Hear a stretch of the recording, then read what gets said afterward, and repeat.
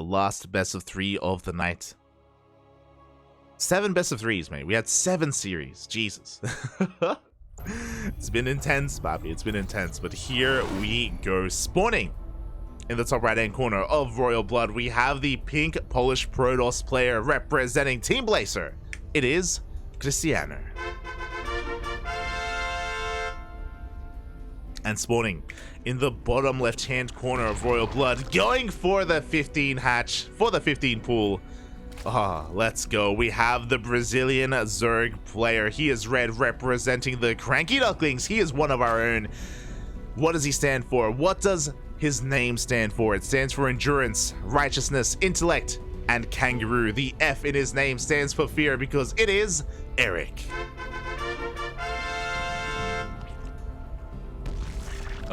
The 15 hatch and the 15 pool.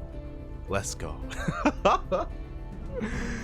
Hashtag just Erik things. So yeah, Erik has been improving a lot recently. He's been going toe-to-toe with the best players in the world, but he's still finding himself. He's still exploring the game, exploring this matchup. He is a really interesting player to watch because he has so many different builds and he can be so chaotic as well, but there's a method to the madness, you know? Like there's a reason for how he plays. And in this matchup as well, he can be really unpredictable. What do I mean by that? Proxy hatches, for example, you know, just proxy hatches to block the natural or even committed all-ins as well, or the pool timings. It's just, there's a lot that can come into play. That's why I love him. That's why I love him. He's amazing. He's beautiful. He's one of my sons. He's one of my hijitos, man. One of my hijitos. Oh. For a long time. For a long time. And here we go. So far, nothing too crazy out of our Protoss player. We should be seeing our tech thrown down momentarily after that Cybercore. It was a gate expand. So economic opener coming out from our Polish Protoss. Meanwhile, likewise, Erik, with this opener, he's able to get his queens out a little bit faster. He's able to spread his creep a little bit faster as well, just to help defend against that adept.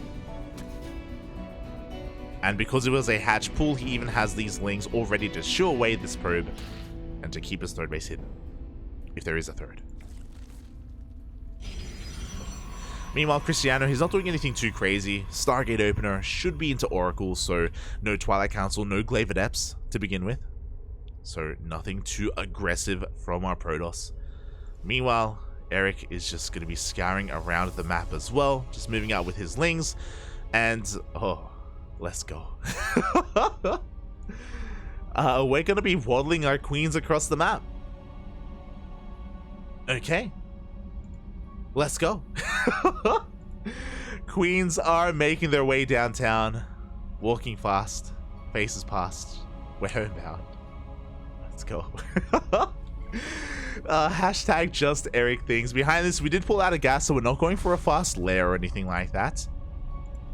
Queens are going to be providing some support here. And we're flooding lings. We do have 12 lings behind this. This is lined up with ling speed. And this is going to be really interesting. Krystianer hasn't seen this at all. He went Stalker first. He doesn't have an Adept, so he hasn't been active. He's going to be spreading creep. That is what I thought it was. Oh, let's go, Poppy. Let's go. So we're going to cancel, and we're going to throw down the tumor, and we're going to walk back home. Oh, we're sticking around. So Erik is going to be spreading creep from across the map. He's droning behind this. Bear that in mind. And here we go. He's going to be focusing down the Stalker. Stalker's going to be going down. No shield battery behind this. We do have an Oracle. And the Oracle is going to be going to town, but the Queens are here to help deal with that. Oh, the Cyber Core is under threat. Warp Gate is 10 seconds away from finishing, and it should finish up in time. Or will it? Yeah, there we go. It does finish up. Cyber Core will still go down. That will be delaying any kind of Stalkers and any kind of Adepts. Oh, we have the overcharge. The overcharge just barely keeps it alive. Ay, ay, ay. Meanwhile, the creep soon to be spread. Let's go. So the point of this build, by the way, I have talked to Erik about this. Krystianer's overreacting, by the way. Look at this guy. He's got 4 shield batteries on the way. He's got 7 shield batteries at his natural. He believes in the all-in, Papi. But Erik is droning. He's macroing.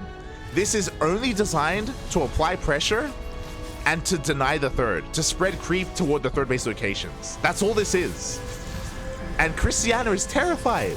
He's like, oh my god, this guy's crazy. And he is crazy. He's beautiful. I love him. One queen is going to be going down, but the creep is being spread. Erik just checking the linear third location. Ooh, but the third is thrown down for Krystianer. Erik needs to get eyes on this. He needs to try to force the cancel. Otherwise, this would have been for nothing. Here we go. Lings are headed in that direction, and they will get eyes on the Nexus. And there's the cancel. There's the kill on the probe. And the creep is being spread. Now, Erik has to deal with what he's done. You know, he has forced a lot of adepts out of his opponent. These are glaive-less adepts, so they're not too threatening, but at any moment they can go across the map as well. It looks like they're going to be busy at home, though. They have to stay at home. That's the thing, because of all these things to protect the third. Meanwhile, Erik is just chilling. He's droning. We've got a lair on the way. We've got a roach warren as well. Oh, and we are just spreading creep backwards. We're just spreading creep backwards. Playing with map hacks, Papi. Playing with map hacks. Oracles are looking for some damage. There is a spore here at the third base. No queens. These 3 oracles can ignore the spore if they want to. Meanwhile, behind this, oh, we have glaives. Krystianer is going to be very aggressive behind this. He has to be, just because of how delayed this third base is. Meanwhile, oof, 1 oracle is going to be going down for 3 drones. Not a good trade for Krystianer. And here's the follow-up. We have roaches. Adepts are good. Roaches are better.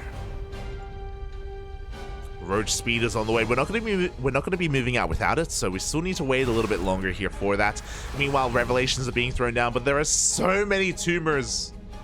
It's going to take so many revelations. Here we go. Another gets thrown down, but we still have another active creep tumor behind the army.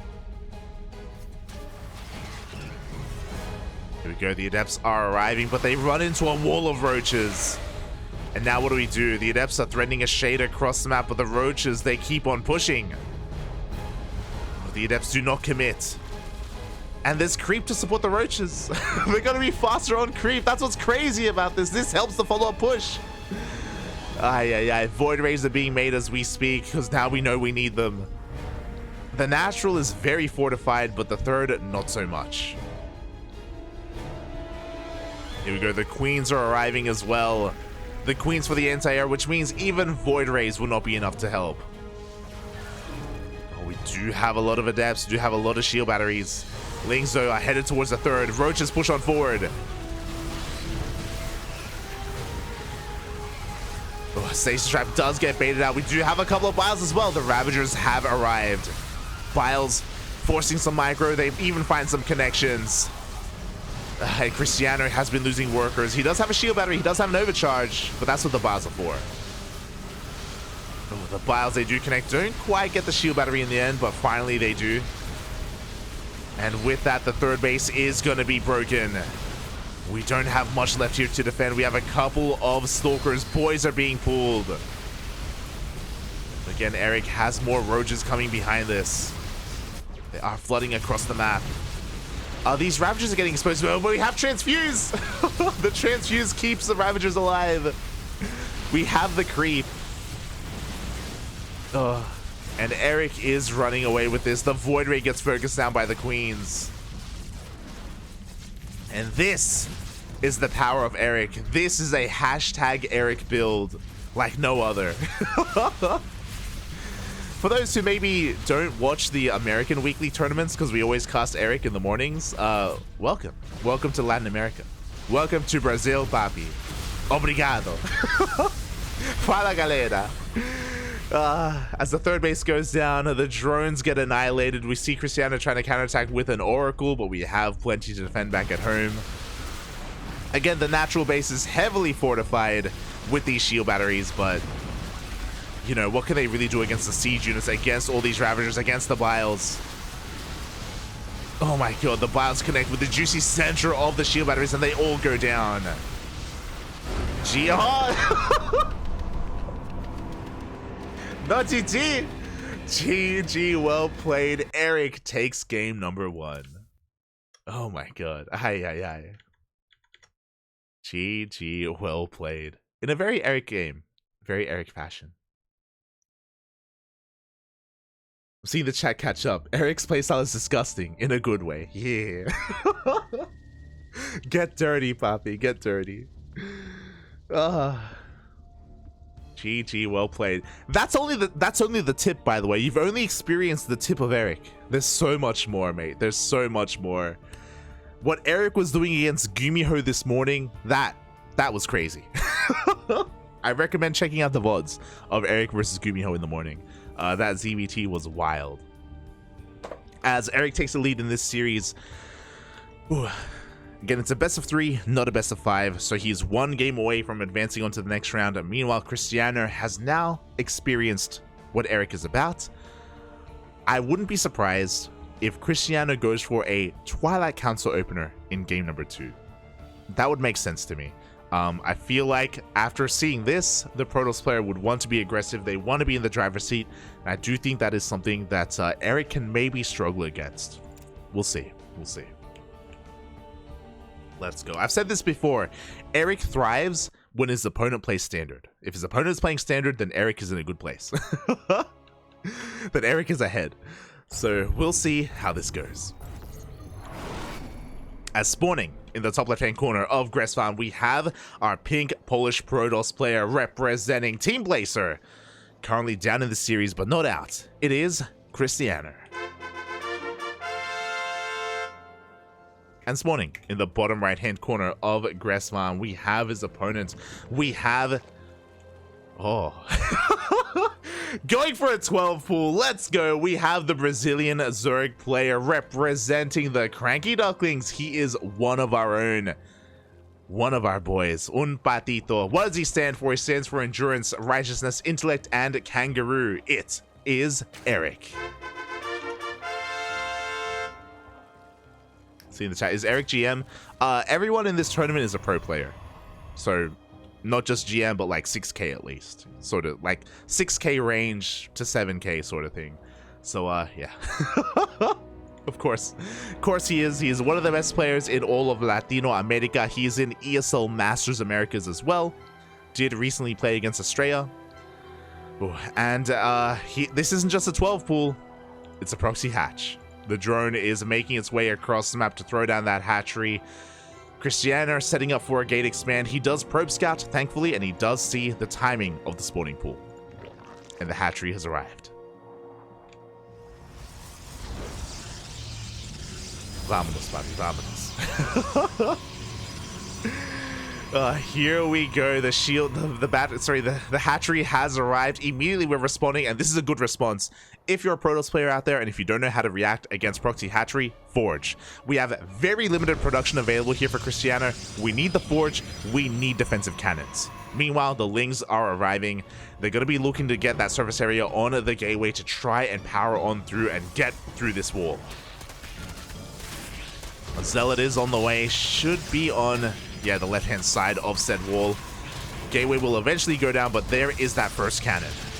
Meanwhile, back at home, Erik is throwing down a hatchery and he's droning. This macro build. Erik is droning behind this. He is not all in. He's looking to force a reaction. Gateway will go down. And I imagine Erik is going to cancel this hatchery. We'll see if he lets it finish. We shall see.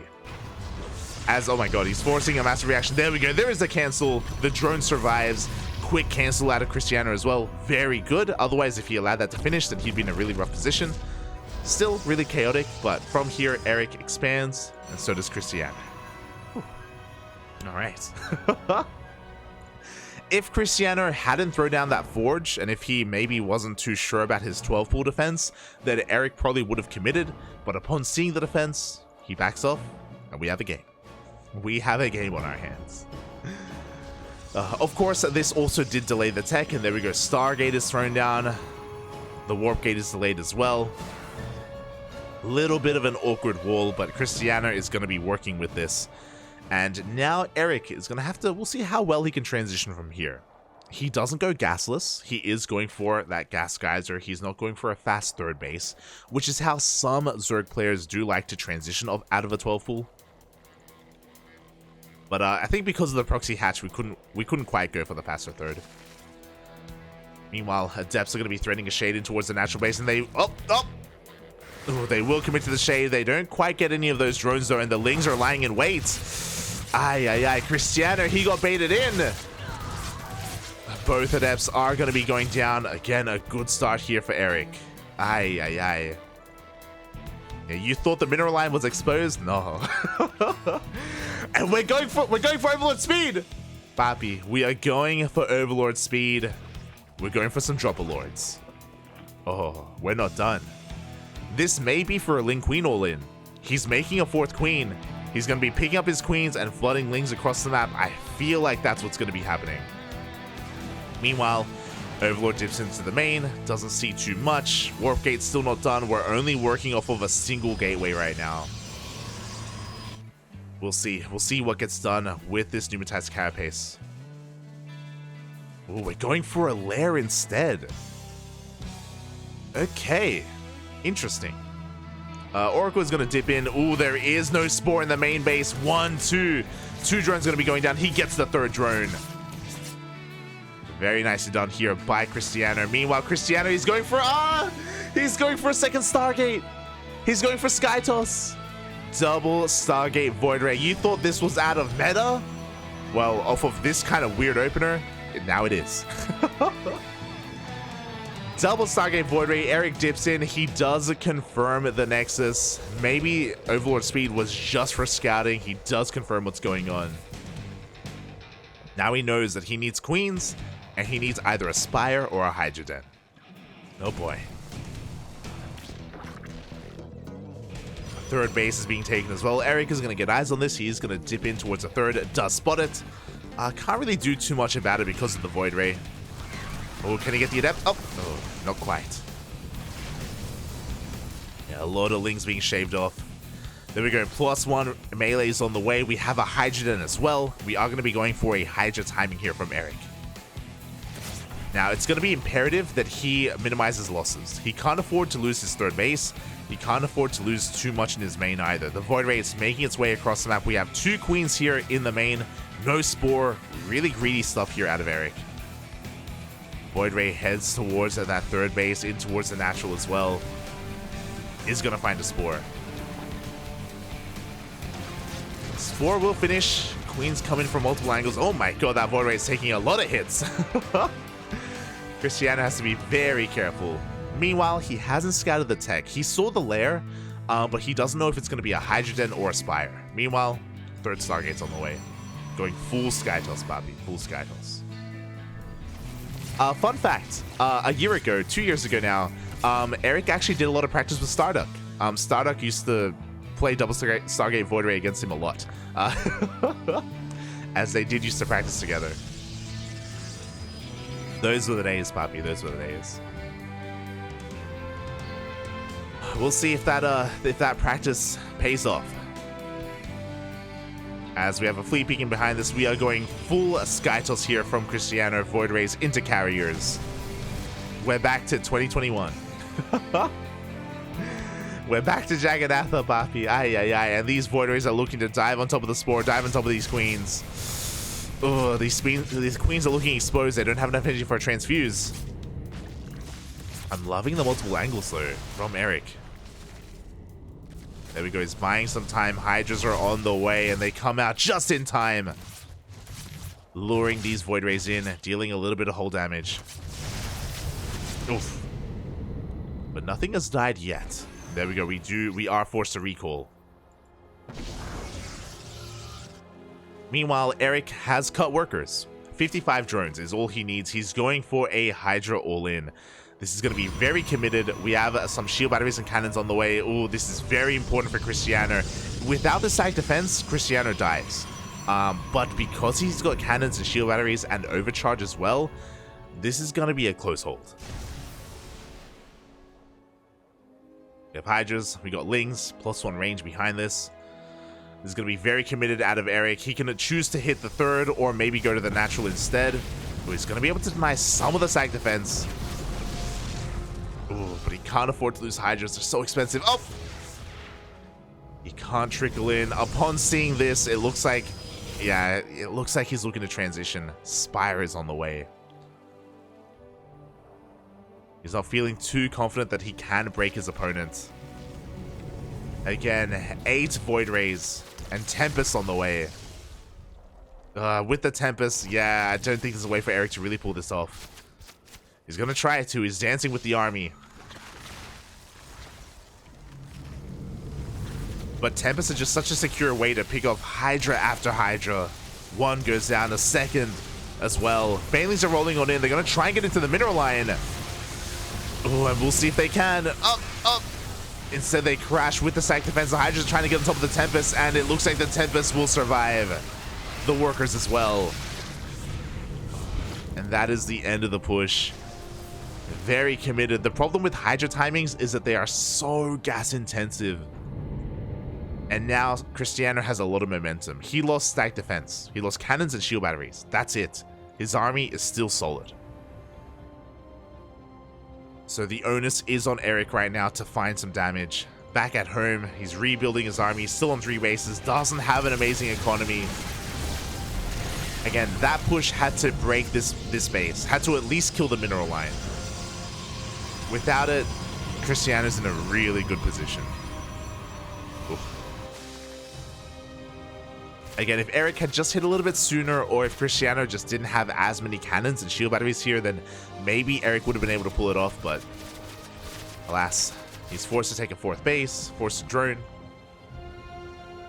and tech up. He even went double high shots. Let's go. But yeah, this is gonna be a rough one here from Erik. So what does he need to do? He needs to tech up into Vipers. If he gets Vipers out, then he's gonna be able to defend with parasitic bombs. He's gonna be able to zone away the army and buy time to actually saturate his 4th base and get a good economy up and running. For the time being, Erik is going to be going into Corruptor instead, so he's going for a more brute force approach. He's going for that infestation pit finally. Does get 1 Void Ray. He's going to be going for a Hydra Corruptor for the time being, which is okay. But as we can see, like, the problem with Hydra Corruptor is that, again, it's really expensive, and Erik doesn't have his 4th like fully saturated yet. Like, he doesn't have the economy really to facilitate this kind of army to get a large enough army supply to fight the army of Krystianer.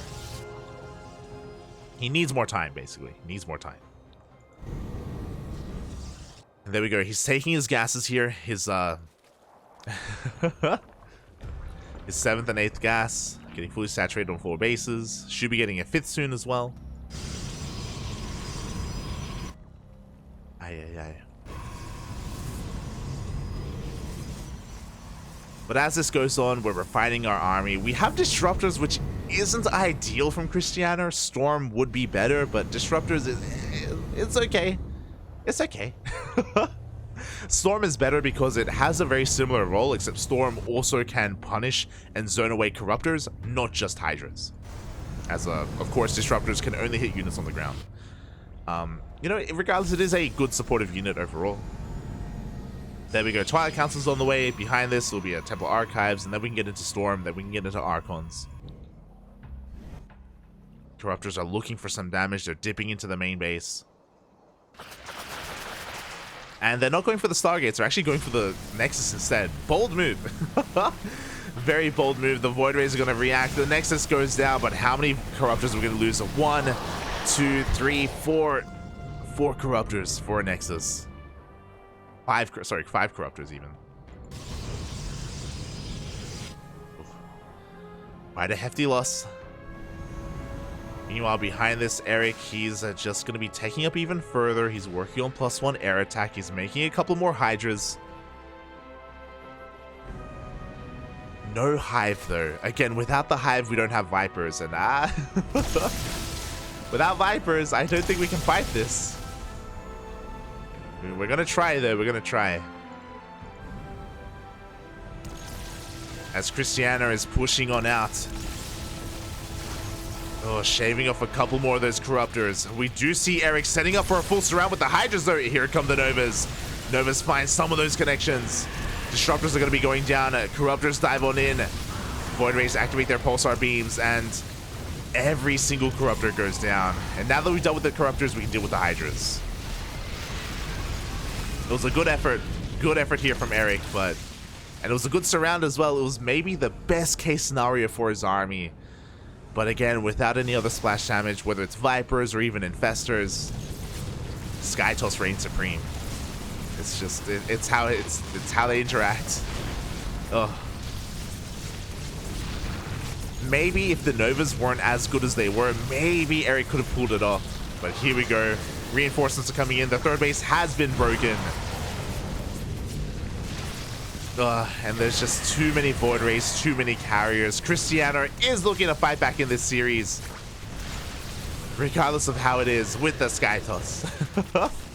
Ling Bane going for a counterattack, but GG gets called, and Krystianer takes game 2 and forces the ace match. Ooh, GG. We're going the distance, Papu. We're going all the way to game number 3. Ooh, that was an interesting one. Again, Erik was on the back foot after the Hydra timing didn't work. Like, that's just that's just the nature of those Hydra pushes. They're very make or break. Very make or break. Oof. Game 3 is going to be taking place on Babylon. Let's go, Poppy. Let's go.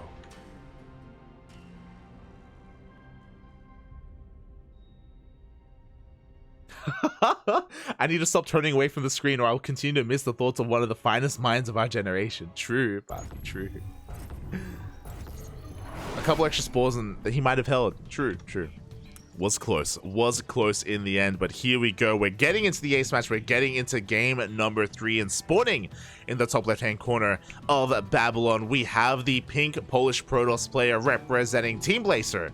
It is Krystianer. And spawning in the bottom right-hand corner. In the bottom right-hand corner of Babylon, we have the Brazilian Zerg player representing the CranKy Ducklings. Ooh, fighting back so hard, going for the 15 hatch once again, not a 12 pool. What does he stand for? He stands for endurance, righteousness, intellect, and kangaroo. It is Erik.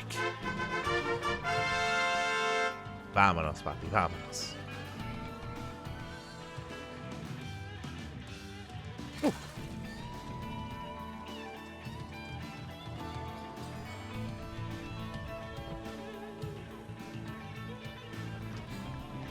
Alright, and from here, we'll see what kind of build we get from Erik. As we saw, it is going to be a hatch gas pool opener, but a 15 hatch, a 15 pool does mean that he gets earlier queens, does mean he can spread creep a little bit earlier as well. So a different variation of a hatch gas pool, I should say. And Krystianer, he goes for the probe scout, and he does confirm the lack of early pool. Whew. So he's safe and sound, can play out a normal early game. Let's go. So we're going to be slowing things down here at the start of game 3. But that's okay, because we're going to be ramping up later on. It's okay, puppy. It's okay. And we'll see how we go from here. We'll see where we go from here, even. Again, I mentioned it after game number 1. I do think that Krystianer would benefit from a Twilight Council opener. The positioning of this pylon leads me to believe it's going to be a Stargate, but I feel like Erik can struggle sometimes against pretty committed Glaive Adept openers, whether it's like 4-gate or even 6-gate Glaive Adept, even 6-gate into something like Disruptors, into Roboplay. I do think that can work quite well against him, but alas, that is not what Krystianer is going for. He's going for a standard Stargate opener instead. Okay. So nothing too aggressive coming out from our Protoss. Krystianer, I'm feeling it. He believes he can take down Erik in a longer game. But we have something else happening. Very fast pneumatized carapace. And we're not pulling out of gas. Okay, interesting. So we're going to be skipping Link Speed, or delaying Link Speed, in favor of Overlord Speed instead. Now, this could just be for scouting. I think it's just for scouting. So Erik may be a little bit paranoid about game 3, maybe a little bit paranoid about his opponents. Ling's trying to do some damage here. Do dip in, but don't get a probe kill. And here we go. Yep, with Overlord speed, Erik is just going to be zooming into the main base. It does mean that, of course, he's going to have a little bit less map presence because of the lack of link speed, but he's able to confirm the opener. Wants to make sure that Krystianer isn't doing anything crazy. So Erik is going to be safe because of this scout, but at the same time, he is setting himself behind a little bit. Like, oh my god. But I spoke too soon because we are going to a very fast lair. Likewise, we're going one Oracle into a Twilight Council. Oh boy, this is looking like a Glaive Adept follow-up. There is no Forge. We have 4 gates in total. We'll see how many more gates get thrown down, and we'll see if it is going to be Glaive Adepts. Meanwhile, that Overlord is looking primed to dive back in.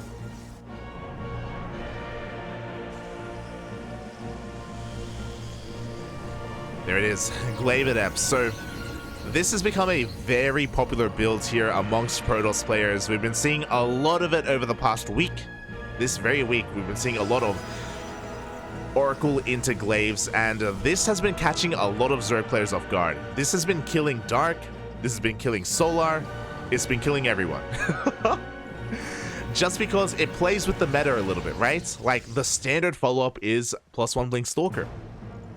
The last thing you expect is Glaive Adepts after an Oracle opener, so we'll see if Erik can piece together what's going on. Thankfully, he is going for a faster Roach War, and he's cutting drones here at 41. He will have the tools to defend, as he's setting up for some Dropper Lords. Oh my. We're making use of the lair, we're making use of the Overlord speed. Of course, you do need a lair to make Dropper Lords, and they are being morphed in. Oh boy. Meanwhile, Adepts are moving out across the map. So, and Erik is droning. Oh no. Okay, he does have a couple of defensive banelings. These defensive banelings are going to be so important. Here we go. Drop Lord going in towards the main and the natural base. Adepts shade into the natural. We do have banelings. Do we commit? Oh, we do not. Adepts heading towards the third base instead. Meanwhile, oh, we haven't gone for it yet. Stasis Trap goes off at the third base. Queens do get caught in. Don't commit yet. Oh god, but the Mineral Lines! Ah! Mineral Lines are on fire. Dropper Lords come into the main. They come into the natural as well. No reaction! And Krystianer is going to be losing everything back at home. The Adepts have done some damage, but not enough. We even have a couple of links to clean up whatever is left behind. The Adepts are racing back home. 25 drones go down. And the Adepts did nothing. Like, they threatened the base, but the stasis technically saved the Queens. And because we had defensive banelings back at home, the Adepts couldn't do anything. They couldn't shade in. Wow, Erik just completely shutting this build down. Oracle trying to do what it can. Erik going for another drop. He doesn't stop, Papi. He doesn't stop. I was really concerned there for Erik, but again, the Glaive Adepts just never paid off. This really just set Krystianer behind as we're going for a link drop into the main. Meanwhile, Roach Bane going to be threading that third base. The third base, the only base that was left untouched from all the harass. Lings get in. We're going to force a reaction. We need the army to head into the main, and that means that the third base is going to be exposed.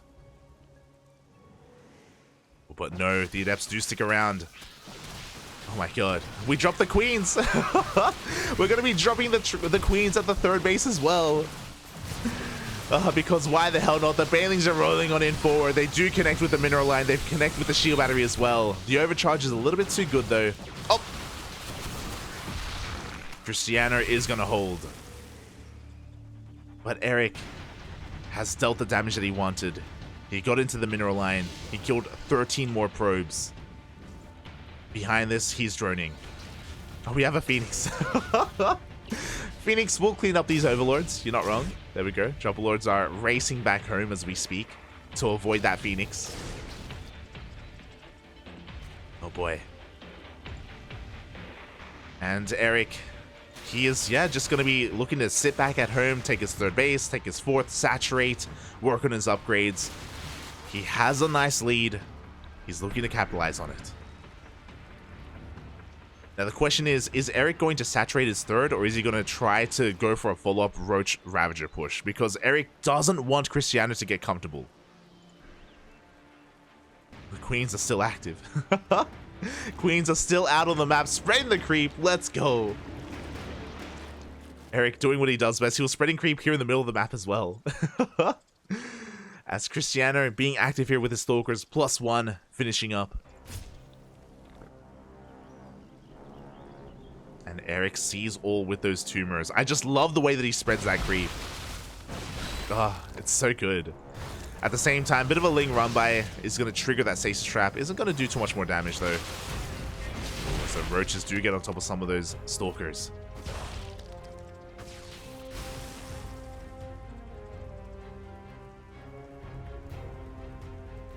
I'm waiting for the vials. We don't quite get them. It's all good. It's all good. Banelings being morphed in instead. Krystianer is going to be checking up the ramp. He will spot the Banelings. It will shut them down. Erik not too far behind. He's going to try to hold on to them. It looks like he will. Once again, going to be threatening that third base. The Banelings are rolling into the mineral line. Do we have a reaction? We don't! Oh, the Banelings, they get in. Once again, they do crash into those workers. Lings flooding in behind this as well. There is no shield battery. There is no overcharge. Do we have enough Roaches, boys? They have to be pulled. Behind this, we're making another Roach army. Erik is breaking on through Krystianer. He just doesn't have enough. Not after the opener. Not after losing so many workers. Ugh. And even if he cleans this up, we have more Roaches on the way. We have more Roaches on the way. Lings as well, +1 melee in production. Krystianer trying to get a fourth base up and running. Oh my god, but Erik just doesn't stop. He has so much momentum going his way. This third base, there's no way that Krystianer can hold on. He has to give it up.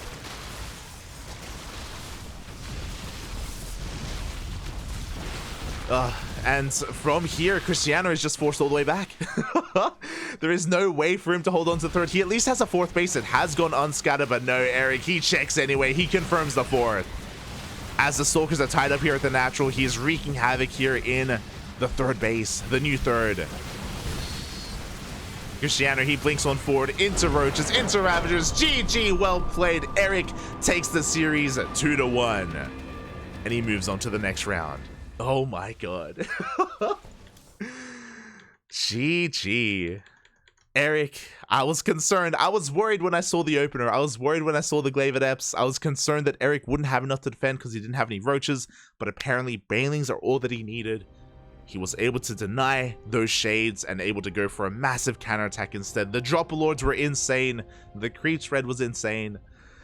Krystianer, he never saw it coming. Never saw it coming. Lost his mineral lines. Wow. Erik, he advances on forward. What does Erik stand for? He stands for endurance, righteousness, intellect, and kangaroo. The F in Erik stands for fear. GG. GG, well played.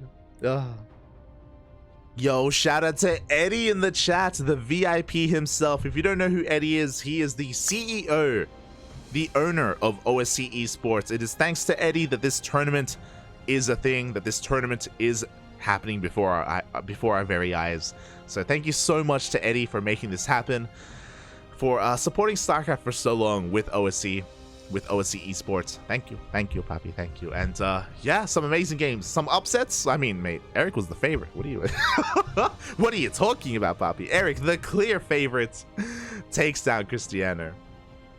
Oh my god. But yeah, some amazing games here tonight. GG, well played. Oh, that was our final series. Papi. We had some great ones. Some other great ones were Arch versus Trigger. Arch versus Trigger was such a technical PvP. Like, it came down so much to the builds, to the openers. Arch versus Trigger was insane. Hon Mono versus Spats was wild. We had ninja bases in Hon Mono versus Spats. We had 2 gold bases being taken. on Royal Blood. It was wild. If you missed out on some of those games, I highly recommend you check them out because we had some amazing StarCraft here tonight. Even Baby Marine versus Nightmare, game number 2, was insane. Was so back and forth, so chaotic. Baby Marine popping off in a way against Nightmare. Oh boy. And yeah, with that, GG. Well played. A great night of StarCraft, 7 best of 3s all in a row. And that does conclude our broadcast. That concludes our broadcast of the OSC mid-season playoffs. Exclamation mark B in the chat if you want to have a look at the bracket yourself. It is a very large bracket. If you don't know, this tournament, it's kind of been building. We've been building up towards this tournament for a while now, for the last 6 months. All these OSC partnered events have been offering OSC points, which have been, you know, accumulated over time, and the players have been seeded in as a result. And yeah, it's a big bracket. It's insane. Let's have a look. Setting this up. I'm setting this up. Hold on. There it is. It is a massive challenge bracket before our very eyes. A lot of players are involved here. We've got Max Packs, we've got Eba, we've got Honmono, Spats, Trigger, Dark, Solar, Beyond, Cham, Mia, Micah, Jimmy, Geralt, Ashbringer. A lot of players. Night Phoenix, Skillus, Special, Mixu. So many strong and powerful players. It's a massive tournament, and it's going to be taking place over the course of the next couple of weeks. There are going to be multiple broadcasts here of every single round. And this was day 2. This was day 2 of the OSC midseason playoffs. Day 1 was casted by Dave Testa. Shout out to Dave Testa. He was covering day number 1. And I'm sure day 3 and day 4 and day 5 will be casted by some of the other casters out there. I know that OSC Esports has a pretty strong bond with a lot of the casters like Chicken Man and Wardy as well, ourselves, Dave Testa. So I'm sure everyone is gonna, like all the casters, they're gonna have like their turn kind of casting a day of OSC. And yeah, we'll all just have our matches, and oh boy, it's been pretty intense. No one has been eliminated yet. If I scroll down a little bit further, there is there's a walkover. So Bratok has been eliminated, but outside of that, we haven't had any of our lower bracket matches. Yeah, there we go. It's weird to say. We haven't had any elimination matches yet. So because of that, even though Krystianer got knocked down, he isn't knocked out. You know, he's still technically in the tournament. Still so many more games ahead of us, and yeah, it's gonna be a lot of StarCraft. As you can imagine. Oh boy, so yeah, stick around. Keep an eye out on the Team Liquid calendar on all these Twitch channels as well to see which caster does cover which day and which Twitch channel it's going to be on. So yeah, keep an eye out for it. Great day of StarCraft tonight. Great day. Oh boy, and I'm happy to say that I can rest now. We were casting this morning with ESL Open Cup Americas. Now we finished off the day with OSC midseason playoffs. Our next broadcast is going to be tomorrow morning, potentially. I'm still kind of deliberating amongst myself whether I want to cast tomorrow morning or not. So, Dave Testa is hosting another Funky Open Cup. What does that mean? What did I just say? So, Dave Testa, he organized a tournament a couple of days ago featuring new maps. I'm sure some of the people in the chat, I'm sure some of you may have seen it. It was yesterday. We casted some new maps and some wild maps as well. We just saw a huge array of different maps, like Eco Brutalism comes to mind, Mansion Park, a tournament just full of new maps. So many of them were available, and Dave is hosting another tournament with that same map pool. So just another way to feature some of the maps that these map makers have been working on that they've submitted to the Team Liquid map contest. And that is going to be in less than 24 hours, or in like 10 hours. That tournament is going to be taking place in like 10 hours, very early in the morning, and I can either cast it live. I know Dave is going to be casting it live. I can either cast it live as well, so 2 streams can be going on, or I can do a replay cast later. I don't really know which one I want to do. Because live casting is always preferable because it's live, right? Like there's no illusion as to whether like anyone knows what the score is going to be, and it's always a lot of fun watching things live. It's a bit of a different atmosphere, but at the same time, you know, sleeping would be nice. Sleeping would be nice, you know. It would be nice to sleep in one of these days instead of casting so much StarCraft. So I'm not too sure what I want to do yet. Regardless, the event will still be taking place, and it will be casted over on Dave Test's channel. Here on the CranKy Ducklings, we will either cast it live or we'll cast it by replays on a later date, like the next day or a couple of days later.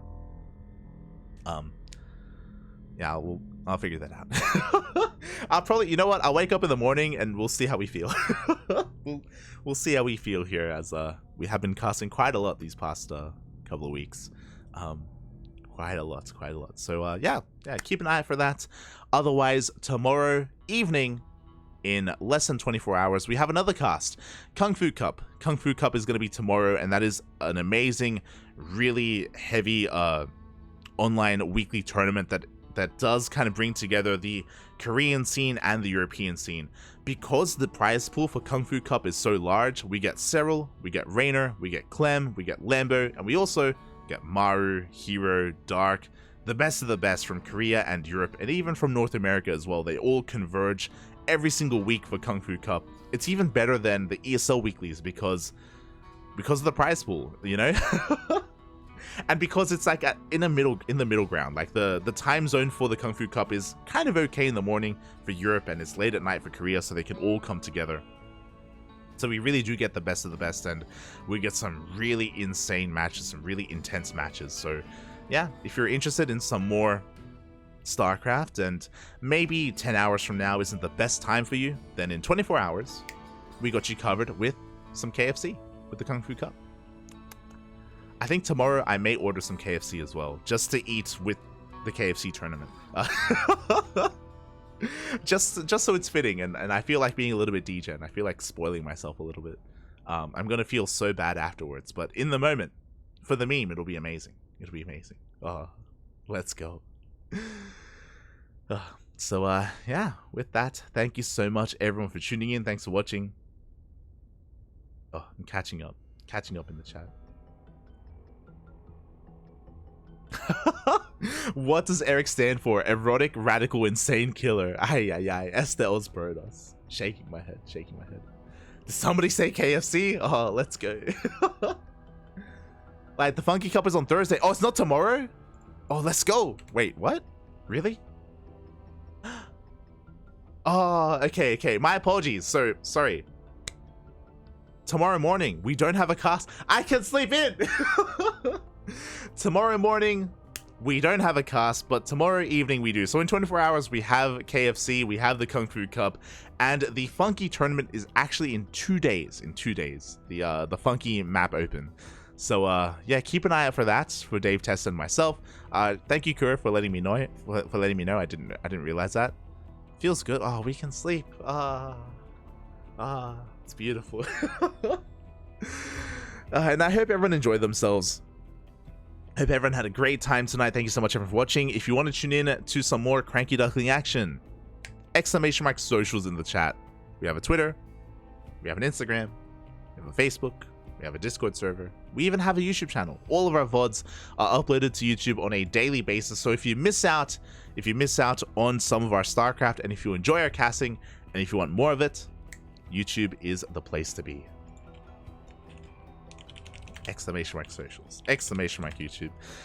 So you can follow us there. Otherwise, if you want to support the CranKy Ducklings, ! Patreon in the chat. We do have a Patreon page. All the money that we make on Patreon goes towards the tournaments that we ourselves host as well, like the Sparkling Tuna Cup, Grand Platypus Open, and the Tenacious Turtle Tussle as well.